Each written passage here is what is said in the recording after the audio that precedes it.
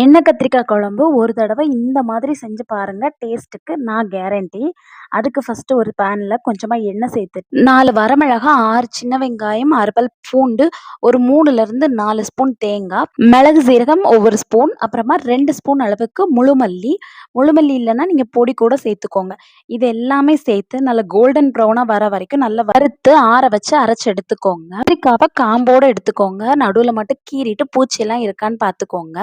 இப்போ ஒரு கடாயில தாராளமா எண்ணெய் ஊத்திட்டு, தாளிக்கிற ஐட்டங்கள்லாம் போட்டு தாளிச்சுட்டு, வெங்காயம், பூண்டு சேர்த்து நல்லா வதக்கிட்டு, கூடவே கட் பண்ணி வச்சிருக்க கத்திரிக்காய் சேர்த்து நல்லா ஒரு 5 நிமிஷம் வதக்கிக்கிறேன். எலுமிச்சம்பழம் அளவுக்கு புளிய நல்லா கெட்டியமா கரைச்சு அதையும் சேர்த்துக்கிறேன். அது கூடவே அரைச்சு வச்சிருந்த பேஸ்ட்டும் சேர்த்து நல்லா கொதிக்க விட்டுக்கோங்க. நல்லா கொதிச்சு வந்தது ஒரு பிஞ்ச் அளவுக்கு மட்டும் வெல்லம் சேர்த்துக்கோங்க. இப்போ ஒரு 5 நிமிஷம் நல்லா சிம்ல வச்சு எடுத்தீங்கன்னா, சூப்பரான எண்ணெய் கத்திரிக்காய் குழம்பு ரெடி. இப்படி ஒரு தடவை ட்ரை பண்ணிட்டு எப்படி இருக்குன்னு சொல்லிட்டு சொல்லுங்க.